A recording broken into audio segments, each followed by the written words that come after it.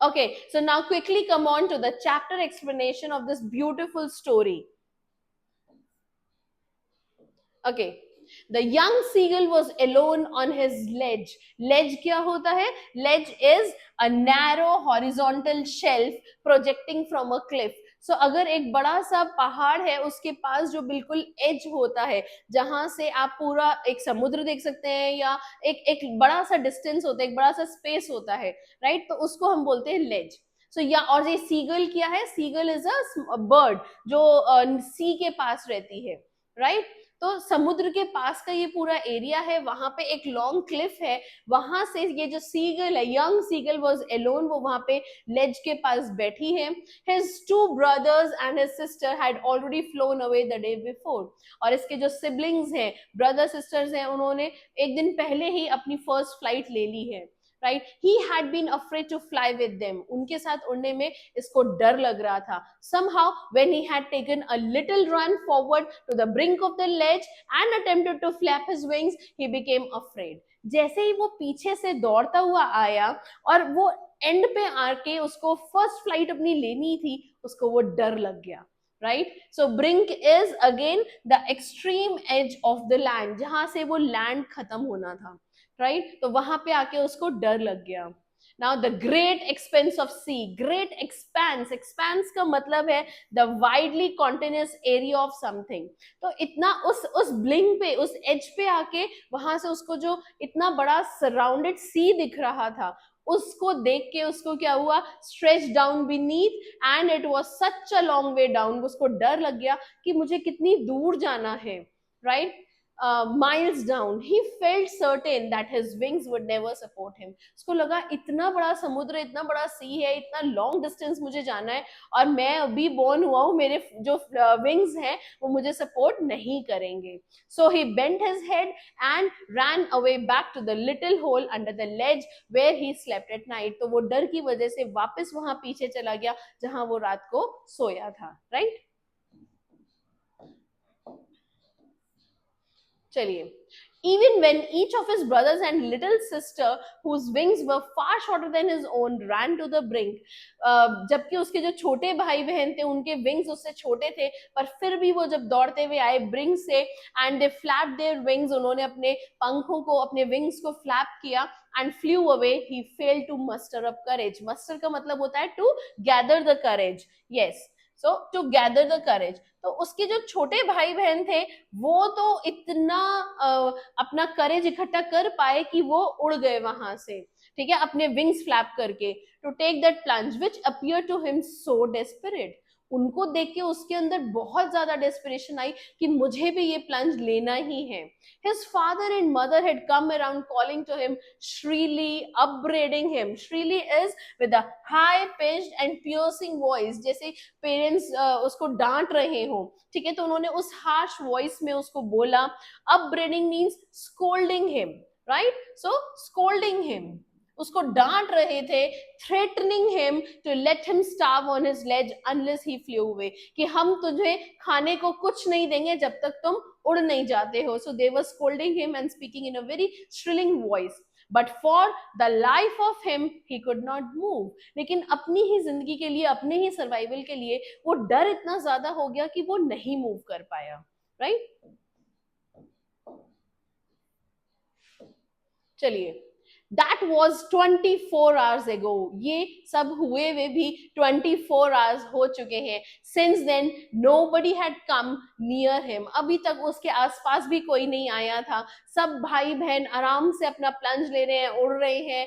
They have already taken their maiden flights. लेकिन इसके आसपास कोई नहीं आ रहा था. Basically, they were ignoring him. ठीक है. The day before, all day long, he had watched his parents flying. उसने देखा था कैसे उसके पेरेंट्स उड़ रहे थे. About his brothers and sisters, perfecting them in the art of flight. उसके पेरेंट्स उसके ब्रदर और सिस्टर के साथ उड़ रहे हैं, उन्हें सिखा रहे हैं कि कैसे फ्लाइट्स ली जाती हैं, कैसे उड़ा जाता है. Teaching them how to skim the waves, कैसे जो नीचे समुद्र की वेव्स हैं उनसे बचा जा सकता है. And how to dive for fish, और किस तरीके से फिश के लिए डाइव करके अपने आप को बचा के अपने लिए खाना इकट्ठा करना है. He had in fact seen his older brother catch his first herring and devour it. Herring is a soft finned sea fish, right? तो एक प्यारी सी फिश होती है जिसके लिए डेवर इज ईट क्विकली. तो किस तरीके से उसके पेरेंट्स ने उसको सिखाया कि किस तरीके से एकदम क्विक फ्लाइट लेके उस फिश को पानी में से कैच करना है. Standing on a rock while his parents circled around raising a proud cackle. और वहां पे उसके पेरेंट्स जो हैं वो एक रॉक के पास खड़े हैं और उसके ब्रदर सिस्टर्स के लिए बहुत खुश हैं, एक आवाज निकाल रहे हैं, खुशी की साउंड्स निकाल रहे हैं. So cackle is laugh in a loud and harsh way. मतलब खुद बहुत तेज तेज आवाज में चिल्ला के उनको प्राउड फील हो रहा है. And all of the morning, the whole family had walked about on the big plateau midway down the opposite cliff, taunting him with his cowardice. अब अगले दिन क्या है, पूरी की पूरी फैमिली उसको टॉन्ट कर रही है उसके कावर्डिस के लिए, कावर्डिस एक्ट के लिए. मतलब कि वो उसके जो वो अपने लिए करेज नहीं इकट्ठा कर पा रहा है, तो उसके जो ये कावर्डिस एक्ट है उसके लिए उसको टॉन्ट कर रहे हैं कि तू तो उड़ ही नहीं पाया इस तरीके से करके, तेरे अंदर इतना कहाँ वो करेज है, इतने एफर्ट्स कहाँ तू डाल पा रहा है, इतना तेरे अंदर करेज ही नहीं है कि तू उड़ पाए, राइट? बेसिकली पेरेंट्स ये सब क्यों करते हैं कि उसको और प्रॉम्प्ट करने के लिए कि वो स्टेप ले, वो फ्रस्ट्रेट हो, स्टेप ले और अपनी वो फर्स्ट फ्लाइट ले ले, राइट? चलिए, the sun was now ascending the sky. Ascending का मतलब होता है the act of rising up through the air, right? Blazing on his ledge that faced the south. So ये अब पूरा एक स्काई का उसका बता रहे हैं कि दिन निकला हुआ है और सन जो है लेज की तरफ फेस कर रहा है, यानी कि पूरा सनशाइन है. He felt the heat because he had not eaten since the previous day. पिछले दिन से कुछ भी नहीं खाया था, अब टोटल हीट लग रही थी. He was feeling low. ठीक है. He stepped slowly out of the brink of the ledge and standing on one leg with the other leg hidden under his wing, he closed one eye. उसने ऐसे किया, एक leg अपना पीछे छुपा लिया, एक लेग पे खड़े होके अपनी आंखें बंद करके, then the other and pretended to be falling asleep. और ऐसा दिखाया कि बस मैं अब सोने वाला हूँ या मैं गिरने वाला हूँ. तो कैसे जो न्यू बॉर्न्स होते हैं या जो बेबीज होते हैं, दे प्रिटेंड, इस तरीके से दिखाते हैं कि मुझे ये प्रॉब्लम हो रही है, just to catch parents attraction, क्योंकि उसके पेरेंट्स वाला उसकी फैमिली पूरा इग्नोर कर रही थी उसको, right? Still they took no notice of him. लेकिन पेरेंट्स ने उसकी तरफ ध्यान भी नहीं दिया. He saw his two brothers and sisters lying on the plateau dozing with their heads sunk into their necks. उन्होंने अपने नेक्स जो है अपने अंदर कर रखे थे, आराम से वो रेस्ट कर रहे थे. His father was preening the feathers. Preening होता है आपका to tidy and clean its feathers. जो फादर थे वो उनके फेदर्स को क्लीन कर रहे थे on his white back. Only his mother was looking at him. सिर्फ मदर देख रही थी. She was standing on a little high hump of the plateau. Hump होता है ऐसे कुछ raised सा rock, right? So raised mass of earth. वहां पे उस रेस्ड एरिया पे मदर वहां से उसको देख रही थी, नोटिस कर रही थी दूर से. हर वाइट ब्रेस्ट थ्रस्ट फॉरवर्ड, ऐसे बाहर निकल के. Now and again she tore at a piece of fish that lay at her feet. तो उनके मदर के पैर के पास फिश पड़ी हुई थी और उसको वो बार बार तोड़ तोड़ के दिखा रही थी. बेसिकली उसको बहुत ज्यादा उसके मुंह में पानी आ रहा था ये सब देख के, right? And then scraped each side of her beak on the rock. और उसके बाद अपनी बीक से उसको सफाई कर रही थी. तो वो ये सब काम कर रही थी उसको, क्योंकि वो मुझे पता था कि वो कल से भूखा है, लेकिन उसको स्टारवेशन देना था कि मजबूरी में आके वो अपनी फ्लाइट ले, फर्स्ट फ्लाइट ले, right? The sight of the food maddened him. ये खाना मदर के पैर के पास उनकी बीक से ये सब होता हुआ देख के वो पागल हो गया बस खाना देख के. How he loved to tear food that way, scraping his beak now and again to wet it. गा गा गा इस तरीके से कि मैं कितना खुश होता अगर ये सब फूड मुझे मिलता और मैं ये सब करता हुआ, कितना मजा आता. He cried begging her to bring him some food. उसने उनसे ये गा गा गा करके कि उसने बेग किया, भीख मांगा कि मुझे कुछ खाना दे दो. अपनी मदर से। सो माँ ने भी, शी स्क्रीम्ड बैक, उन्होंने अपनी आवाज निकाली, शी स्क्रीम्ड बैक डेरिसिवली। डेरिसिवली का मतलब होता है इन अ मैनर एक्सप्रेसिंग कंटेंट और रिडिक्यूल, ना करते हुए, उन्होंने उसको मना करते हुए अपनी अपनी ही लैंग्वेज में जवाब दिया। But he kept calling plaintively, plaintively का मतलब होता है सैड, लेकिन वो फिर भी उनको सैडनेस में बुलाता रहा, प्लीज दे दो, प्लीज दे दो, ऐसे करके। एंड आफ्टर अ मिनट और so he uttered a joyful scream, बस और एक ही मिनट बाद उसने अटर्ड का मतलब होता है निकालना, उसने अपने अंदर से एक जॉयफुल स्क्रीम, जॉयफुल होता है खुशी वाली चीख निकाली। His mother had picked up a piece of the fish and was flying across to him with it. अब उसकी मदर ने बीक में अपने एक फिश का पीस पकड़ा और उसके चारों ओर चक्कर काटने लगी, ठीक है, उसके पास आने लगी basically. He leaned out eagerly, उसको लगा शायद मदर मेरे लिए वो खाना लेकर आ रही है। Tapping the rock with his feet, trying to get nearer to her as she flew across. उसको और उसके पास आने लगी मदर के, तो उसको लगा कि मदर मेरे पास आ रही है मुझे खाना देने के लिए, तो वो भी आगे बढ़ा खाना लेने के लिए। But when she was just opposite to him, she halted. Halted का मतलब वो रुक गई, वो जैसे ही उसके पास आई। Her wings motionless, उनके wings बिल्कुल flap नहीं कर रहे थे। The piece of the fish in her beak almost within the reach of his beak. तो मदर के बीक में जो फिश थी वो बस उसकी जो सीगल था उसकी बीक में जाने ही वाली थी। इंटरेस्टिंग स्टोरी, यहाँ से बहुत इंटरेस्टिंग होती जा रही। He waited a moment in surprise, wondering why she did not come nearer, and then maddened by hunger. उसने सोचा एक बार के लिए कि मॉम इतनी पास तो आ गई है लेकिन और करीब क्यों नहीं आ रही है, वो मेरे साथ अपनी फिश को शेयर क्यों नहीं कर रही है। और तब वो भूख से एकदम पागल हो चुका था। Maddened by hunger, he dived at the fish. उसने और लॉजिक्स नहीं लगाए और बस इतनी भूख से व्याकुल था कि उसने उसको डाइव कर दिया फिश को पकड़ने के लिए। With a loud scream, he fell outwards. Loud scream का मतलब होता है जोर से चीखते हुए, जोर से चीखा और he fell outwards and downwards into the space. और वो तो फिश की तरफ कूदा था, लेकिन क्या हुआ कि वो चीखता हुआ नीचे जा गिरा, बाहर की तरफ नीचे जा गिरा। Then a monstrous terror. Monstrous का मतलब होता है horrible. तो जो एक horrible सा, भयानक सा जो टेरर था, डर था, seized him. Seize का मतलब उसने चारों तरफ से घेर लिया था। Seize मतलब grab करना। तो चारों तरफ से उसने उस बड़े से monstrous से डर ने उसको घेर लिया था। And his heart stood still. और उसका जो दिल था वो बिल्कुल रुक गया। क्यों ये सब हुआ? तो आपने प्लीज देखना है, जैसे ही उसने जंप लगाई थी फिश की तरफ, लेकिन he fell downward and outward, और फिर क्या हुआ? A monstrous terror seized him और उसका हार्ट stood still, उसका हार्ट रुक गया। He could hear nothing, उसे कुछ नहीं सुनाई दे रहा था, but it only lasted a minute. ये जो डर लगना था, monstrous terror का सीज करना था, हार्ट का रुक जाना था, ये सब कितनी देर हुआ? सिर्फ 1 मिनट तक। Right? The next moment he felt his wings spread outwards.